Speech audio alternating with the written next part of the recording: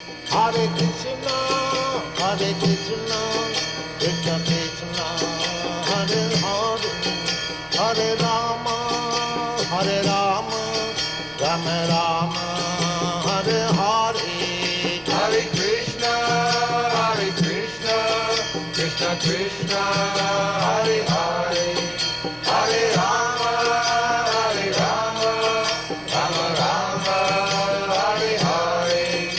Srimad Bhagavatam, Pratham Skandha, Pancham Adhyay, Shlok number 3. Jigyasitam susampannam Gopite mahad adbhutam Kritavan bharatam yastam Sarvartha paribhrinvitam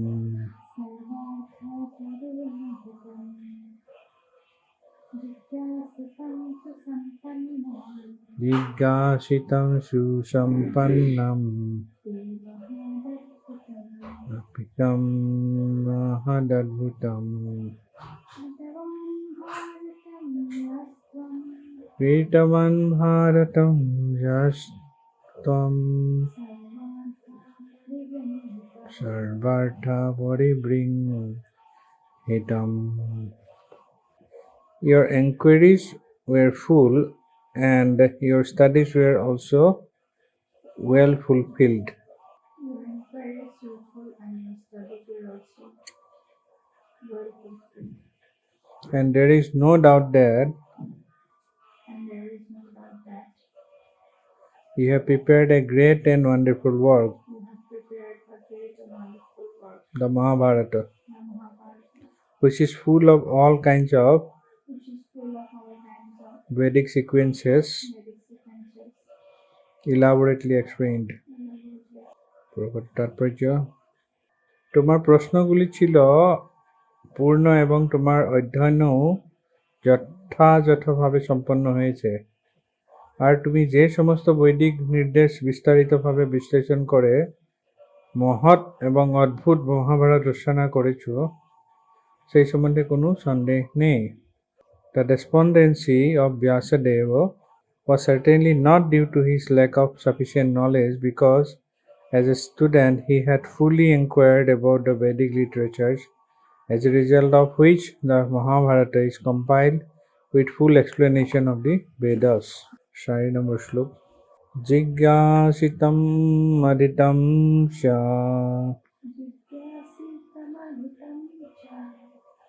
Brahma yatta sanatanam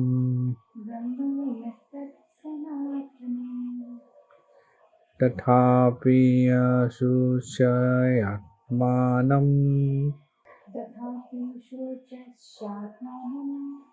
Akritartha eva prabhu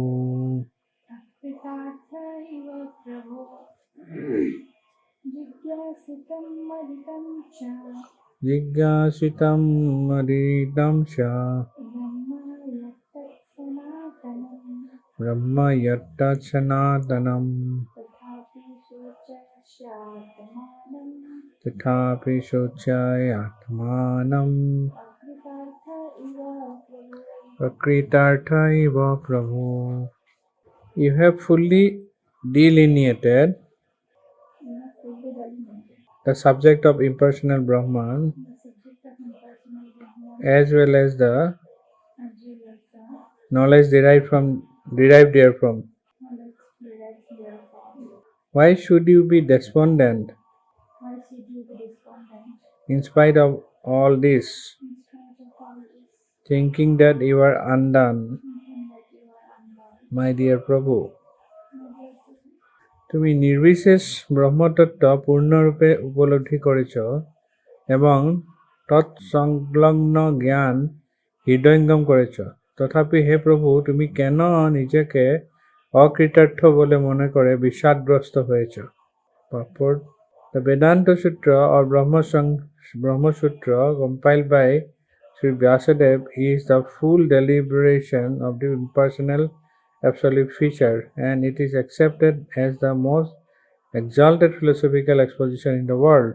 It covers the subject of eternity, and the methods are scholarly. So there cannot be any doubt about the transcendental scholarship of Vyasadeva. So why should he lament? 5 number shlok. Vyasa uvasa asti eva me sarvam idam asti eva me sarvam idam tayuktam तथापि नात्मा परितुष्यते मे तन्मूलम् अव्यक्तम् अगाधबोधम् पृच्छामहे त्वात्मा भवात्मभूतम्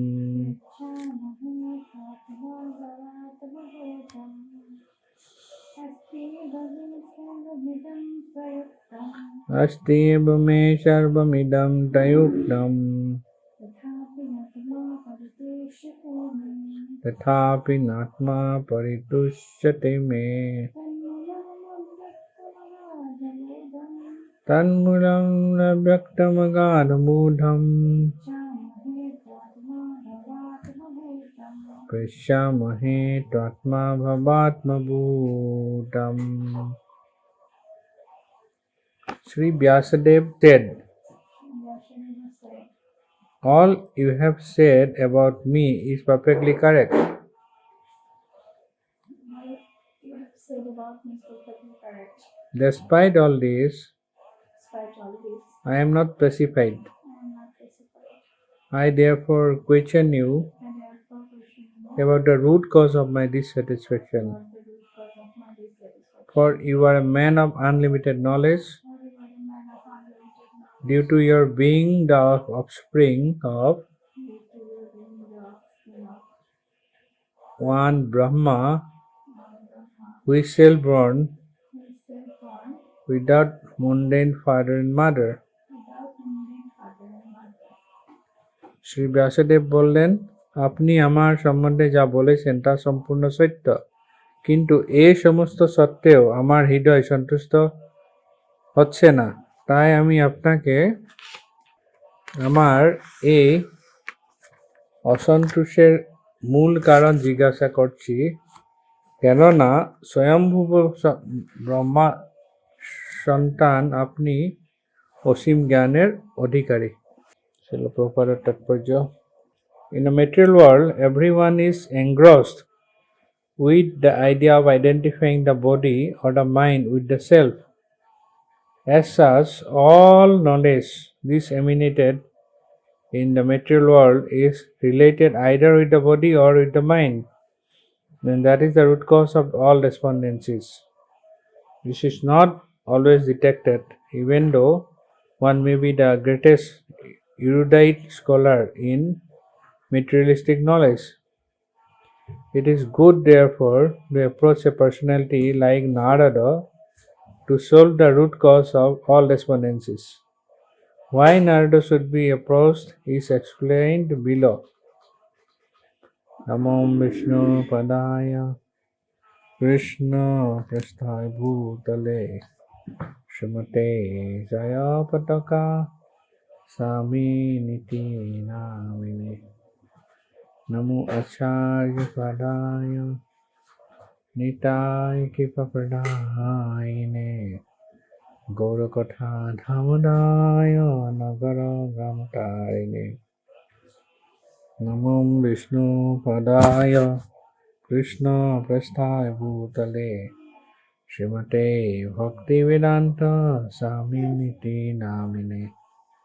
Namaste Saraswate Devi Gauravani Pracharine Nirvishesha Sunnavadi Vasatale Satarine Mukam Karuti Vachalang Pangum Langhate Girim Jatkripa Tamaham Bande Shri Guru Dinatayana Paramananda Madhavam Shri Chaitanya Isharam Hari Om Tat Sat. তিনি, 4, 5 তিনিটা শ্লোক পঢ়িলোঁ। 3 number শ্লোকত নাৰদ মুনিয়ে ব্যাসদেৱক কৈ আছে, জিজ্ঞাসিতম সুসম্পন্নম অপি তে মহদদ্ভুতম কৃতবা ভাৰতম যস্ত্বং সৰ্বাৰ্থ পৰিবৃংহিতম। কৈছে যে তোমাৰ প্ৰশ্নবিলাক যিমান আছিলে সকলোবিলাক পূৰ্ণ আৰু তোমাৰ অধ্যয়নো যথাযথভাৱে সম্পন্ন হৈছে। আৰু তুমি যে সমস্ত বৈদিক নিৰ্দেশ বিস্তাৰিতভাৱে বিশ্লেষণ কৰি মহাভাৰত ৰচনা কৰিছা, সেই সম্বন্ধে কোনো সন্দেহ নাই, কোনো ধৰণৰ সন্দেহ নাই। তোমাৰ জ্ঞানক লৈ কোনো নাই, সন্দেহ নাই। ইয়াত প্ৰভুপাদে এইখন তাৎপৰ্যত লিখিছে যে জ্ঞানৰ অভাৱ অৱশ্যই ব্যাসদেৱৰ অসন্তুষ্টিৰ কাৰণ নাছিলে। কাৰণ শিক্ষাকালত ব্যাসদেৱে বৈদিক শাস্ত্ৰৰ যথাৰ্থ তাৎপৰ্য সম্বন্ধে সম্পূৰ্ণৰূপে অনুসন্ধান কৰিছিল আৰু তাৰ প্ৰকাশ স্বৰূপ বেদৰ যথাৰ্থ উদ্দেশ্য সম্বন্ধে বিস্তৃত বিশ্লেষণ কৰি তেওঁ মহাভাৰত ৰচনা কৰিছিলে। কোনো ধৰণৰ ব্যাসদেৱক জ্ঞানক লৈ পেলাই শ্বৰ্টেজ নাছিলে, যাতে জ্ঞানলৈ অসন্তুষ্ট হ'ব লাগে, এনেকুৱা ধৰণৰ কোনো কথা নাছিলে। নাৰদ মুনিয়ে 3 নম্বৰ শ্লোকত কৈছে যে 3 নম্বৰ শ্লোকত কৈছে, তোমাৰ যিমান অনুসন্ধান কৰিব লগা আছিল এনকুৱাইৰিজ, সেই এনকুৱাইৰিজবিলাক চব সম্পূৰ্ণৰূপে তুমি কৰিছিলা। আৰু সেইকাৰণে তোমাৰ কোনো সন্দেহ নাই যে তোমাৰ মহাভাৰতখন সম্পূৰ্ণৰূপে বেদৰ যিমান বৈদিক নিৰ্দেশ আছে সেই সম্পূৰ্ণ বিস্তাৰিতভাৱে সেইবিলাক বিশ্লেষণ কৰা হৈছে মহাভাৰতত। তাত কোনো সন্দেহ নাই, নিঃসন্দেহে তুমি কৰিছা এইটো। 4 নম্বৰ শ্লোকত কৈছে যে জিজ্ঞাসিতম অধিতম সা ব্ৰহ্ম য়ত্তা সনাতনম তথাপিষু শশি আত্মানম অকৃতাৰ্থ ইব প্ৰভু। কৈছে যে 4 নম্বৰত নিৰ্বিশেষ ব্ৰহ্ম তত্ত্ব সম্পূৰ্ণৰূপে উপলব্ধি কৰিব পাৰিছা আৰু তাৰ লগত সংলগ্ন থকা জ্ঞান হৃদয়ংগম কৰিছা। তথাপি হে প্ৰভু, তুমি কিয় নিজকে অকৃতাৰ্থ বুলি ভাবি পেলাই বিষাদগ্ৰস্ত হৈছা? Why should you be despondent in spite of all this, thinking that you are undone, my dear Prabhu? কৈছে যে ইম্পাৰ্চনেল ব্ৰহ্ম আৰু তাৰ লগত জড়িত যিমান জ্ঞান আছে সেই সকলোবিলাক জ্ঞান উপলব্ধি কৰিছা সম্পূৰ্ণৰূপে, হৃদয়ংগম কৰিছা তুমি। হ'লেও তুমি কিহৰ কাৰণে অকৃতাৰ্থ বুলি ভাবি পেলাই তুমি বিষাদগ্ৰস্ত হ'ব লগা হৈছে? বহুপাৰে ইয়াত তাৎপৰ্যত কৈছে যে বেদান্ত সূত্ৰ বা ব্ৰহ্মসূত্ৰ হৈছে ব্যাসদেৱৰ ৰচিত নিৰ্বিশেষ ব্ৰহ্মজ্ঞানৰ পৰিপূৰ্ণ বৰ্ণনা, আৰু এইটো পৃথিৱীৰ সৰ্বশ্ৰেষ্ঠ দৰ্শন বুলি স্বীকৃতি দিয়া হয়।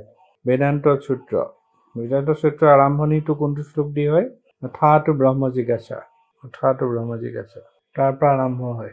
ইয়াত প্ৰভুপাদে তাৎপৰ্যত কৈছে যে এই বেদান্ত সূত্ৰত নিত্য সনাতন বস্তুৰ পূৰ্ণ বৰ্ণনা আছে আৰু সম্পূৰ্ণৰূপে এইটো পাণ্ডিত্যপূৰ্ণ, এনেকুৱা নহয়, যিমান স্কলাৰলি পাণ্ডিত্যপূৰ্ণ যিমান জ্ঞান, হৃদয়ংগম কৰা জ্ঞান তাত সন্নিৱিষ্ট কৰা হৈছে। ক'ত সন্নিৱিষ্ট কৰা হৈছে? বেদান্ত সূত্ৰত। গতিকে প্ৰভুপাদে কৈছে যে শ্ৰীল ব্যাসদেৱৰ আধ্যাত্মিক পাণ্ডিত্যক সম্বন্ধে কোনো প্ৰশ্ন থাকিব নোৱাৰে। তেওঁ যিহেতু এইটো ৰিয়েলাইজ কৰিছে, কৈছে তেনেহ'লে তেওঁ কিয় অনুশোচনা কৰিব লগা হৈছে? প্ৰভুপাদে তাৎপৰ্যত তেনেকৈ লিখিছে এই 4 নম্বৰ শ্লোকৰ। এইটোৱে বুজাইছে যে সম্পূৰ্ণৰূপে জ্ঞান আহৰণ কৰি, অকল জ্ঞান আহৰণেই নহয়, বৈদিক জ্ঞান তেওঁ হৃদয়ংগম কৰি পেলাই। বেদান্ত সূত্ৰ হৈছে চবতকৈ হায়েষ্ট বুলি কয় বেদান্ত সূত্ৰ।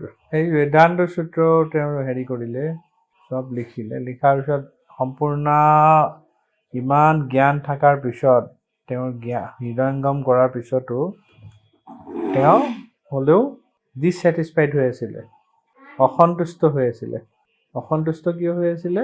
তাৰমানে এইটোৱে বুজায় যে যিমান জ্ঞান পাণ্ডিত্য থাকিব, যেতিয়ালৈকে তেওঁ, আমি কালি আলোচনা কৰিছিলোঁ, যেতিয়ালৈকে তেওঁ ভগৱানৰ ৰূপ গুণ লীলাবিলাস এইবিলাক ভগৱানৰ প্ৰেমময়ী সেৱা এইবিলাকৰ এই যিটো ট্ৰান্সেণ্ডেণ্টেল জ্ঞান, এই জ্ঞানৰ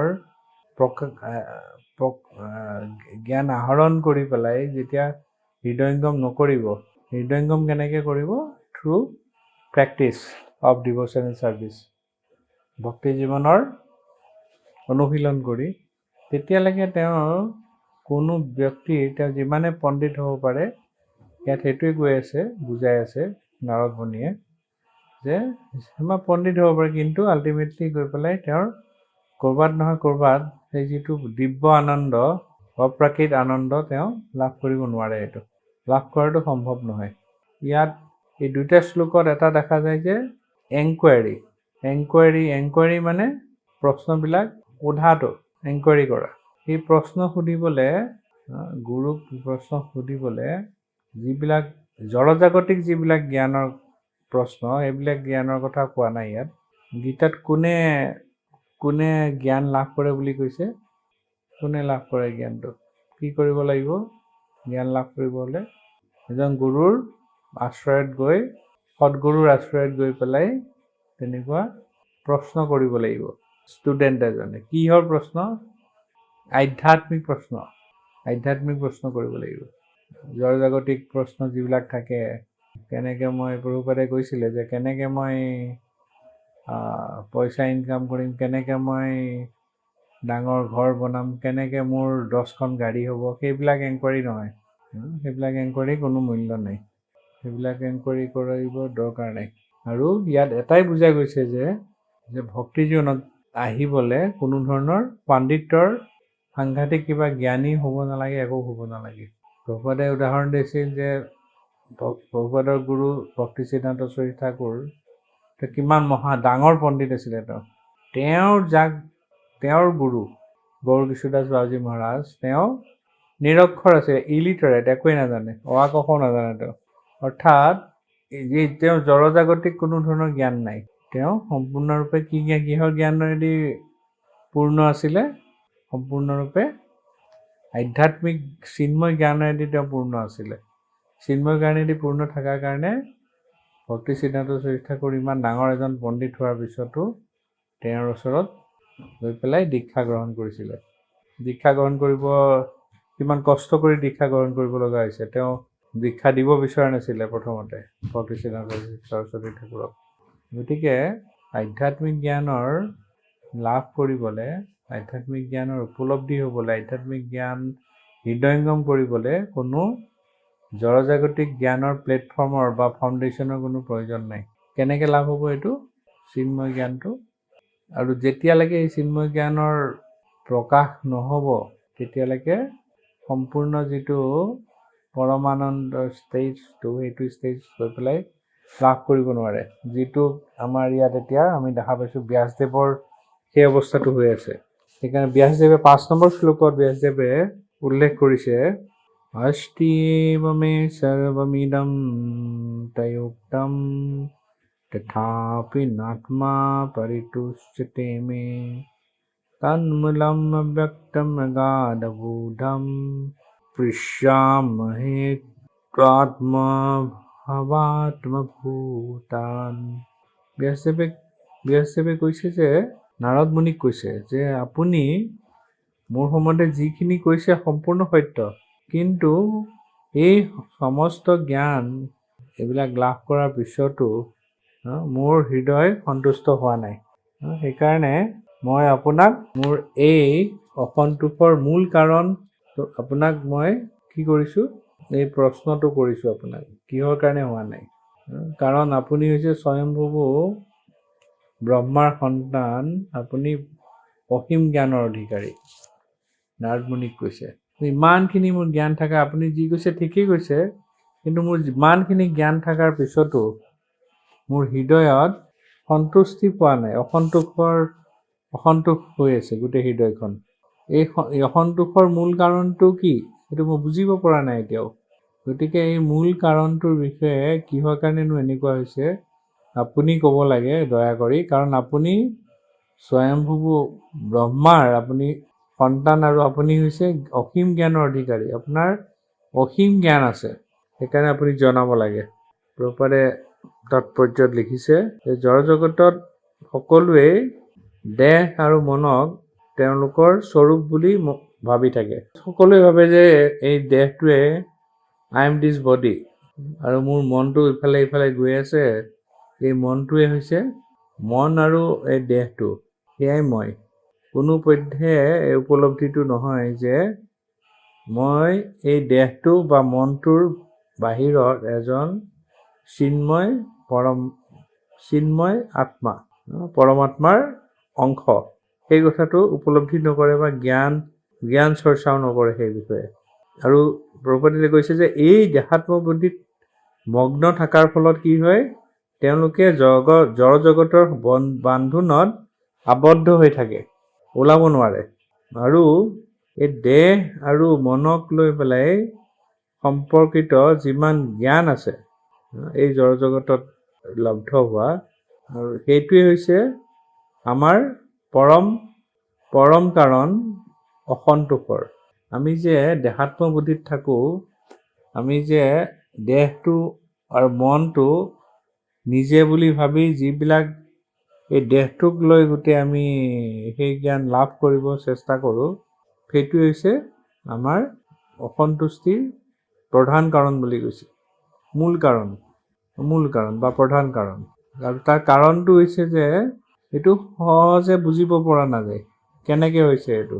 জড়জগতিক জ্ঞানৰ ডাঙৰ ডাঙৰ পণ্ডিতসকলেও এইটো বিচাৰি পেলাই উলিয়াব নোৱাৰে। কেনেকৈ সম্ভৱ? বিচাৰি উলিওৱাটো সম্ভৱ নহয় যে আমি দেহাত্ম বুদ্ধিৰ বাহিৰত আমি যে জীৱাত্মা, সেই স্তৰলৈ যাবলৈ হৈছে যে আমাৰ ডাঙৰ ডাঙৰ যিবিলাক ইণ্টেলেকচুৱেলছ আছে তেওঁলোকৰ কাৰণেও এইটো সম্ভৱ নহয়। আৰু প্ৰভুপাদে এটা খুব ইম্পৰ্টেণ্ট কথা কৈছে ইয়াৰ তাৎপৰ্যত। প্ৰভুপাদে কৈছে সেইকাৰণে আমাৰ নিচিনা অসন্তোষৰ মূল কাৰণ কি সেইটো জানিব অৱগত হোৱাৰ কাৰণে আমি নাৰদ মুনিৰ নিচিনা এজন মহাজনৰ শৰণাপন্ন হ'লে আমাৰ মংগলজনক হয়। কাৰ শৰণাপন্ন হ'ব লাগিব? নাৰদ মুনিৰ নিচিনা এজন মহাজনৰ আমি শৰণাপন্ন হ'ব লাগে বা সৎগুৰু শৰণাপন্ন হ'ব লাগে। তেতিয়া আমি লাহে লাহে বুজি পাম। আৰু নাৰদ মুনিৰ শৰণাগত আমি কিয় হ'ব লাগে, ইয়াৰ পিছৰ শ্লোকবিলাকত এইবিলাক আলোচনা কৰা হৈছে। গতিকে ইয়াত দেখা গৈছে যে যিসকলে সম্পূৰ্ণৰূপে জড়জাগতিক জ্ঞানেৰে পৰিপুষ্ট হৈ পেলাই চলি থাকে আৰু দেহাত্ম বুদ্ধিত থাকে, বডিলি কনচেপশ্যন অফ লাইফ, যোনে বডিলি কনচেপশ্যন অফ লাইফত থাকে, জীৱনত থাকে, তেওঁলোকে এই চিন্ময় জ্ঞানৰ কথাবিলাক তেওঁলোকে হৃদয়ংগম কৰিব নোৱাৰে। আৰু হৃদয়ংগম কৰিব নোৱাৰাটোৱে হৈছে ডিছেটিছফেকশ্যনৰ, অসন্তুষ্টিৰ মূল কাৰণ বুলি কৈছে প্ৰভুপাদে এইটো। সেইকাৰণে আমি দেখা পাওঁ যে যিমান কোনোবা ভক্ত হয়তো বহুত দুখীয়া হ'ব পাৰে, ভগৱানৰ যদি সেৱা কৰি আছে, তেওঁ এনি টাইম মুখখন ফ্ৰেছ হৈ থাকে একদম। কাৰণ তেওঁ যি পাইছে তেওঁ ভগৱানক প্ৰসাদ লগালে, তাৰপিছত নিজে গ্ৰহণ কৰিলে, প্ৰসাদ পালে, ভগৱানক সেৱাত গোটেই জীৱনটো অতিবাহিত কৰে তেওঁ। আৰু ভগৱান যিহেতু ৰসৰ সাগৰ ভগৱান, গতিকে তেওঁৰ সেই দিব্য ৰস আস্বাদন কৰিব পাৰে তেনেকুৱা ভক্ত। সেইকাৰণে তেওঁলোকৰ ফেচটো যদি আমি চাওঁ, মুখমণ্ডল যদি আমি ভালকৈ চাওঁ, তেনে দেখা পাওঁ যে সেইকাৰণে উজ্জ্বল হৈ থাকে, ব্ৰাইট, ডাল লুকিং নহয়। তেওঁলোক পৰম আনন্দত থাকে। আৰু যিবিলাক ব্যক্তি দেহাত্ম বুদ্ধিত সোমাই জড়জাগতিক কাৰ্যকলাপত লিপ্ত হৈ থাকে সদায়, তেওঁলোকে বহুত ডাঙৰ ব্যক্তি হ'ব পাৰে, বহুত ডাঙৰ ফিলচফাৰ হ'ব পাৰে, বহুত ডাঙৰ পণ্ডিত হ'ব পাৰে, কিন্তু তেওঁলোকৰ সেই যিটো ব্ৰাইটনেছ বা উজ্জ্বলতা, সেই উজ্জ্বলতাটো পৰমানন্দৰ যিটো উজ্জ্বলতা, সেইটো তেওঁলোকৰ দেখা নাযায় কাৰণে তেওঁলোক সদায় ব্যাসদেৱে কোৱাৰ নিচিনাকৈ সদায় অসন্তুষ্টিত থাকিব লগা হয়। কি কৰিলে সম্পূৰ্ণৰূপে সন্তুষ্ট হ'ব তেওঁলোকে গম নাপায়। গতিকে আমি যদি সন্তুষ্ট হ'ব লাগে তেন্তে সকলোতকৈ ভাল সময়ত আমি জন্মগ্ৰহণ কৰিছোঁ পৃথিৱীত, যে এইটো সেইকাৰণে কলিযুগৰ গল্ডেন এজ বুলি কয়, এইটো সোণালী যুগ। চৈতন্য মহাপ্ৰভুৰ আৱিৰ্ভাৱ যেতিয়া হৈছিল তেতিয়াৰ পৰা সোণালী যুগ আৰম্ভ হৈছে। কাৰণ এই সোণালী যুগত আমি ইমান কমপ্লিকেটেড, আমি বেদৰ ব্যাখ্যা পঢ়িব বা জানিব আমি নোৱাৰিলেও, একো চেষ্টা নকৰিলেও আমি চিম্পলি হৰে কৃষ্ণ কৃষ্ণ কৃষ্ণ হৰে হৰে, হৰে ৰাম ৰাম ৰাম হৰে হৰে, হৰে কৃষ্ণ কৃষ্ণ কৃষ্ণ হৰে হৰে, হৰে ৰাম ৰাম ৰাম হৰে হৰে, হৰে কৃষ্ণ কৃষ্ণ কৃষ্ণ হৰে হৰে, হৰে ৰাম ৰাম ৰাম হৰে হৰে। অকল এই হৰিনামৰ মাধ্যমত আমি এই যিটো দেহাত্ম বুদ্ধিৰ পৰা আমি মুক্তি লাভ কৰিব পাৰোঁ আৰু অৰিজিনেল কনচিয়াছনেছত আমি ঘূৰি যাব পাৰোঁ, আমি ৰিভাইভ কৰিব পাৰোঁ সেই কনচিয়াছনেছটো। জয় গ্ৰন্থ শ্ৰীমদ ভাগৱত মহাপুৰাণ কি জয়, শ্ৰীল প্ৰভুপাদ কি জয়, Nitai Gaur প্ৰেমানন্দে। Hare Krishna, Krishna Krishna, Hare Hare, Hare Rama.